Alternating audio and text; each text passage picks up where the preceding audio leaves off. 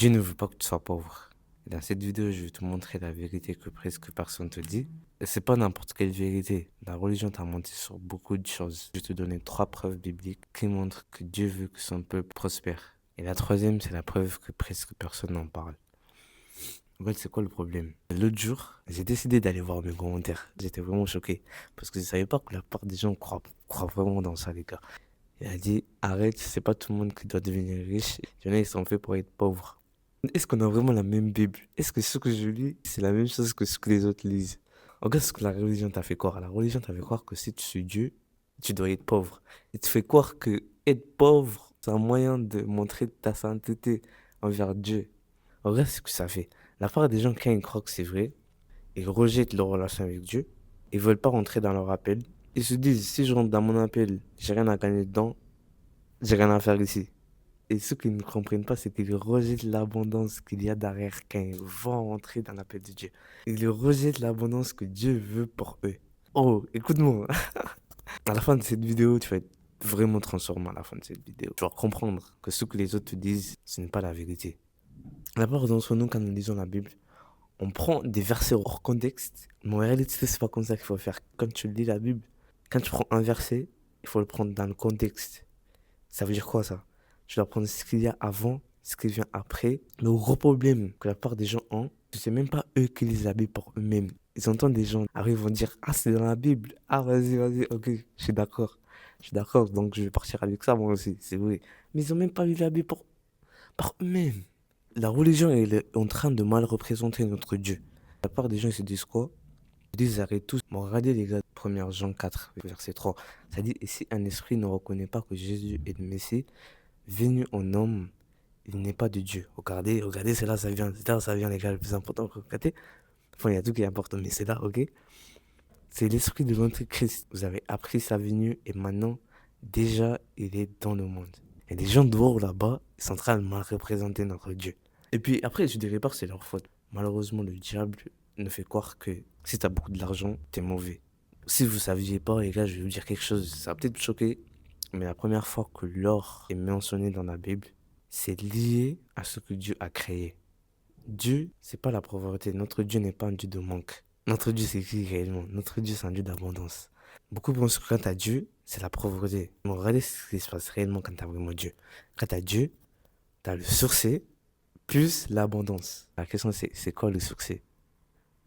Si vous savez pas c'est quoi le succès, les gars, le succès, c'est connaître ton but sur Terre, pourquoi Dieu t'a créé, te développer dans ce but, et puis exécuter dans ce but. Vous voulez savoir pourquoi la plupart des gens qui sont riches, ils sont pas contents? Vous voulez savoir pourquoi? Vous allez être choqués par la réponse. Regardez, la plupart des gens qui sont riches, mais ils sont pas contents, ils sont pas rentrés dans le but de Dieu. Ils ont voulu chercher l'argent sans devenir la personne. Mais ça veut dire quoi ça? Vous savez, la plupart des gens veulent avoir sans devenir. En réalité, c'est pas comme ça que Dieu l'a fait. C'est pas comme ça que Dieu l'a fait. Dieu, ce qu'il a fait, c'était, tu deviens d'abord être, après tu fais, après tu as. Si tu es riche et que tu n'as pas Jésus, tu es juste un homme pauvre avec beaucoup d'argent. Ne confondez pas. Ce verset est tellement incroyable. D'ailleurs, après ce verset, les gars, je vais donner les 3 preuves, les gars. Je n'ai toujours pas encore les 3 preuves qui montrent que Dieu veut qu'on réussisse. Dieu ne veut pas qu'on soit pauvre. Proverbe 2, verset 7, ça dit, il tient le succès en réserve pour les hommes droits. Comment tu peux être droit maintenant? La plupart des gens veulent le succès sans devenir la personne qui peut avoir le succès. Il tient le succès en réserve pour les hommes droits. Le seul moyen pour être droit, l'unique moyen pour être droit, c'est avec le sang de l'agneau Jésus-Christ. Sans Jésus-Christ, tu ne peux pas être droit. Si tu veux avoir le succès, déjà commence par là. Commence par avoir Jésus-Christ. Reconnais que Jésus-Christ est ton Seigneur et Sauveur. Sans Jésus, t'as rien. Jésus, c'est la base. Maintenant, je vais vous dire les 3 preuves, les gars. Et le dernier, les gars, c'est quelque chose que presque personne n'en parle. Mais la première preuve qui montre que Dieu veut que tu sois riche et non pas pauvre. Au tout début, quand Dieu a créé le monde, Dieu a créé le jardin d'Éden. Ça veut dire quoi, jardin? Ça veut dire un endroit enfermé et protégé. Éden, ça veut dire quoi? Éden, ça veut dire l'abondance, la nourriture, le plaisir, la protection. Vous voulez savoir le truc le plus choquant? Dieu a mis l'or là-bas. Et vous voulez savoir ce que la Bible a dit sur l'or? Genèse 2, verset 12, ça dit l'or de ce pays est pur. Dieu dit l'or est pur, Moi aussi, je dis l'or est pur. Et l'or, ça représente quoi? L'or, ça représente la richesse. Dieu dit c'est pur, je dis c'est pur. Mais pourquoi Dieu a mis l'or dans un endroit où il y avait de l'abondance déjà? Parce que Dieu veut nous montrer que la richesse est là où Dieu place son peuple. Vous savez, la plupart d'entre nous, nous avons l'impression qu'il y a beaucoup de choses qui nous manquent dans la vie. On a l'impression qu'on n'a pas assez d'argent, on a l'impression qu'on n'a pas assez de ça, on n'a pas assez de ça, de ci, de cela, et on ne se rend pas compte de l'abondance qui nous entoure. Vous voulez savoir pourquoi s'il y a forcément un manque, si tu n'as pas de l'argent, il y a forcément de l'abondance derrière. Vous voulez savoir pourquoi? Parce que Dieu, quand il a créé le monde, il n'a pas créé un seul côté des choses. Je reviens sur le jardin d'Éden. Et quand vous allez comprendre ça, les gars, vous allez être sublimés par la réponse. Dans le jardin d'Éden, Dieu a dit à Adam, tu peux manger de tous les arbres, mais sauf un. Ça nous montre quoi? Ça nous montre que dans l'abondance, même dans le manque, ça nous montre que même dans le manque, sauf un, c'est le manque, c'était le un qu'il ne pouvait pas prendre. Même dans le manque, il y a l'abondance autour. Mais vous voulez savoir quelque chose d'incroyable? C'est que c'est toi, tu décides qu'est-ce que tu vas regarder. Certes, si tu crois que tu n'as pas beaucoup d'argent, mais c'est toi qui décides qu'est-ce que tu peux en faire de ça pour changer ta vie. Dieu nous montre que la richesse est là où Dieu place ses enfants.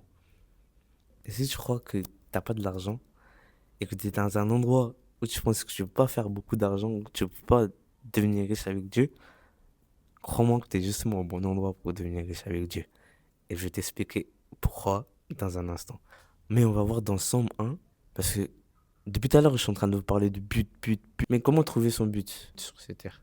Somme 1, verset 1 jusqu'à 3, ça dit: Heureux l'homme qui ne suit pas le conseil des méchants, qui ne s'arrête pas sur la voie des pécheurs, et ne s'assied pas en compagnie des manqueurs, mais qui trouve son plaisir dans la loi de l'Éternel. D'ailleurs, attendez, le plus incroyable vient juste après. Mais c'est quoi la loi? Mais c'est quoi la loi de l'Éternel? Alors la loi, c'est les 5 premiers livres de la Bible. Mais ce qui est incroyable, on remarque que la loi est partout dans la Bible. Ce que tu vas trouver dans Genèse, c'est forcément dans le Nouveau Testament. Et ce qui est dans le Nouveau Testament, c'est forcément dans Genèse. La loi, c'est la Bible. Je continue là, ça vient. Et la médite jour et nuit et ressemble à un arbre planté près d'un cours d'eau. Il donne son fruit en sa saison et son feuillage ne se flétrit pas. Tout ce qu'il fait lui réussit. J'ai l'impression que j'étais en train de comprendre deux trucs. Il y a grave des choses incroyables qui arrivent. Tu lis ta Bible, tu médites sur ta Bible et tu appliques ce que tu es en train de lire. Regardez, la part des gens pensent que quand j'ai lu, j'ai compris. À l'école, à l'école, on me fait croire que si tu passes un examen, t'as compris le principe. Là, je suis en train de passer le bac. Et je me rends compte que il y a des choses que j'ai fait en septembre, même pas septembre, juste là, récemment, en janvier, que j'ai toujours pas maîtrisé. On me fait croire que ça, c'est bon, c'est fini, c'est bouclé. Maintenant, je connais. Mais c'est faux. L'école nous fait croire que parler de quelque chose pendant 2 semaines, ça veut dire qu'on a maîtrisé la chose. C'est quoi une maîtrise? Une maîtrise, c'est tu fais quelque chose sans être conscient que tu es en train de faire. C'est fluide, c'est de ta nature. C'est ça la maîtrise. Et malheureusement, la plupart d'entre nous, quand nous lisons la Bible, nous n'appliquons pas ce que la Bible dit. La plupart d'entre nous, on pense que quand on parle de l'amour, ils pensent c'est bon, je maîtrise, c'est bon, maintenant j'aime tout le monde. Et quand on parle de la foi, quand on parle de foi, regardez, regardez ça, c'est encore plus incroyable. Quand on parle de la foi, plusieurs jours après, tu te retrouves dans une situation, tu es en train de galérer, là, tu te m'as douté. Mais là, la question que je veux te poser, c'est, tu as entendu parler de la foi, mais est-ce que tu as appliqué ce que tu as entendu? Tu lis ta Bible, tu médites sur ta Bible et tu appliques la parole de Dieu. Mais pourquoi je dis ça? Tout ce qu'il fait lui réussit. Je me rappelle quand j'ai commencé à faire YouTube, je faisais pas pour la bonne raison. Quand je faisais YouTube, c'était pour quelque chose autre que mon but, que la raison pour laquelle Dieu m'a créé. J'étais plus concentré à ce que je peux avoir après avoir posté une vidéo YouTube. Je pensais à quoi? Ma motivation, c'était un peu aider les autres, mais aussi, je pensais à l'argent. Ce que j'ai fait, j'ai décidé de demander à Dieu quelque chose qui m'a vraiment transformé. Et je tiens à remercier Dieu. J'ai demandé à Dieu, je lui ai dit, Dieu, ne me donne pas des richesses, ne me donne pas ce qui vient avec. Tant que je suis toujours pas devenu la personne qui peut tenir, qui peut gérer ce que tu vas me donner. Moi, j'avais pas envie que quand Dieu me donne de l'argent, je l'abandonne. La plupart d'entre nous, nous sommes aussi pareils. Nous faisons quelque chose pour avoir les voitures, les maisons, On n'a pas compris le but. La part d'entre nous, nous pensons que c'est pour nous. La part d'entre nous, nous pensons que c'est notre volonté. Et on se trompe. Ce n'est pas notre volonté. C'est la volonté de Dieu. Et si tu penses que ce que tu fais, c'est pour que tu puisses gagner beaucoup d'argent, acheter beaucoup de voitures, je vais te montrer quelque chose à la fin. Ça va changer ta perspective. Ça va t'aider à créer de la richesse. Et tiens, on remercie Dieu. Mes vidéos n'ont pas percé très vite. Il m'a préparé. Et regardez ce que j'ai réalisé. L'argent, c'est pas l'argent qui compte. Si tu veux devenir riche avec Dieu, sois obsédé par le problème des autres. L'autre jour, je lisais un livre et ça disait que le plus tu es concentré sur un problème, la solution devient plus claire. Qu'est-ce que ça veut dire? Quand tu veux chercher une solution à un problème, ne réfléchis pas à la solution tout de suite. Réfléchis sur le problème. Prends ton temps et réfléchis sur le problème. Admettons, tu as 1 heure. Prends 55 minutes et réfléchis sur le problème. Et les 5 dernières minutes, réfléchis à la solution. Vous voulez savoir pourquoi? Parce que la solution se présente tout seul. Le plus je réfléchis sur le problème, la solution vient tout seul. Pourquoi je dis ça? Le plus tu réfléchis sur le problème des autres, parce que attendez, je vais vous dire quelque chose de plus choquant. Regardez, je vais vous dire quelque chose. Vous savez, l'argent que tu veux, toi, écoute-moi, tu veux devenir riche, hein? On va voir dans Matthieu 20, verset 26. Ce ne serait pas le cas au milieu de vous, mais si quelqu'un veut être grand parmi vous, il sera parmi vous et sera votre serviteur. Maintenant, regarde ce que je vais te dire. Toi qui veux devenir riche, tu sais le nombre de personnes qui sont prêtes à donner leur argent si tu apportes une solution à leur problème. La deuxième preuve, tellement incroyable. Et je veux que vous me disiez ce que vous remarquez sur ce que je suis en train de vous dire. Abraham, Genèse 13, verset 2, ça dit quoi? Abraham était très riche en troupeaux, en argent et en or. Ok? Job. Job, chapitre 1. Job, chapitre 1, verset 3. Il possédait 7000 brebis, 3000 chevaux, 5 paires de bœufs et 500 ânesses. Il avait aussi un très grand nombre de serviteurs. Cet homme était le plus important de tous les nomades de l'Est. Ok. Salomon. Salomon, c'était l'un des hommes les plus sages et les plus riches à son époque. Maintenant, qu'est-ce que vous remarquez dans ça? Qu'est-ce que vous remarquez dans ce que je dis? Vous savez, la Bible dit vraiment quelque chose d'incroyable dans Proverbe 10, verset 22. Ça dit, c'est la bénédiction de l'Éternel qui enrichit. Il ne la fait pas sur d'aucun chagrin. Regardez ce que la part des gens qui disent, oui, Dieu veut pas que tu sois riche, tout ça. Ils disent ce verset, Matthieu 6. C'est pour ça, les gars, je dis, les gars, lisez la Bible en contexte, les gars. Ne prenez pas juste des versets comme ça. Et ne prenez pas juste un verset comme ça et boum, vous le prenez de là, de la Bible, et boum, vous l'ajoutez là. Ne vous amassez pas de trésors sur la terre, où les mythes et la rouille détruisent et où les voleurs percent les murs pour voler. La part des gens sont concentrés sur les trésors. Ils oublient pour vous-même. Parce que là, ça dit, ne vous, pour vous-même. L'argent n'est pas mauvais, c'est l'égoïsme le problème. Je viens au troisième point, les gars. Personne n'en parle vraiment de ce troisième point. Proverbe 13, verset 22, et ça dit, l'homme de bien laisse un héritage aux enfants de ses enfants. Maintenant, la part d'entre vous, vous dites, c'est pas de la richesse, l'héritage. Ok. Proverbe 19, verset 14. On peut hériter des parents une maison et des richesses. Maintenant, je vais vous poser une question. Tu penses que ta vie serait comment si tu étais né, tu avais déjà une maison et de la richesse? Tu penses que ta vie serait comment? Vous savez, encore la chose la plus incroyable, la Bible nous dit dans Hébreu 11. Vous savez ce qu'il y a dans Hébreu 11? C'est là où ça parle de la foi. Et ça parle des gens qui ont foi en Dieu. Et Dieu a fait l'impossible. Regardez ce que ça dit. Je pense que vous avez peut-être pas retenu ce que ça dit à la fin. Hébreu 11, 39, ça dit, tout cela, bien ayant reçu un bon témoignage grâce à leur foi, n'ont pas obtenu ce qui leur était promis. Car Dieu avait en vue quelque chose de meilleur pour nous. Vous savez, la plupart d'entre nous, on a l'impression que si je deviens riche, c'est pour moi-même, c'est pour me faire plaisir, c'est pour conduire des voitures, c'est pour des maisons, tout ça. Mais la plupart des fois, quand Dieu nous bénit, c'est pour qu'on puisse bénir les autres.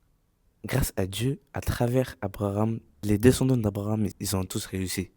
Ça me fait rappeler à quelque chose de vraiment très incroyable, les gars. Je pense que vous connaissez. Ça dit, tu viens peut-être pas d'une famille riche, mais une famille riche doit venir de toi. Bien évidemment, tu peux en pouvoir dans Ecclésiaste 5, verset 18, ça dit, et même si un homme s'il a reçu de Dieu des richesses et des biens, s'il lui a donné le pouvoir d'en manger, d'en prendre sa part et de se réjouir au milieu de son travail, c'est un cadeau de Dieu. Bien évidemment, on peut manger, on peut se réjouir dans ce que Dieu nous a donné, on peut profiter de ce que Dieu nous a donné. Mais, tu vois, la richesse qu'on est en train de créer, c'est pour tes enfants, c'est pour les enfants de tes enfants, c'est pour ta famille, c'est pour les gens que je veux aider. Je veux pas être la personne qui a envie de défendre une cause, mais je peux pas défendre cette cause, je peux pas aider cette cause juste parce que j'ai pas de l'argent. Je veux pas que ce soit l'argent qui m'arrête de faire quoi que ce soit. S'il y a quelqu'un dans ma famille, je sais pas où il a besoin d'aide, je veux que, boum, par la grâce de Dieu, avec un instant, je peux les aider. Et ça change tout. Ça change tout. Mais la troisième, j'ai dit trois choses. Ça, c'est l'introduction de la troisième chose.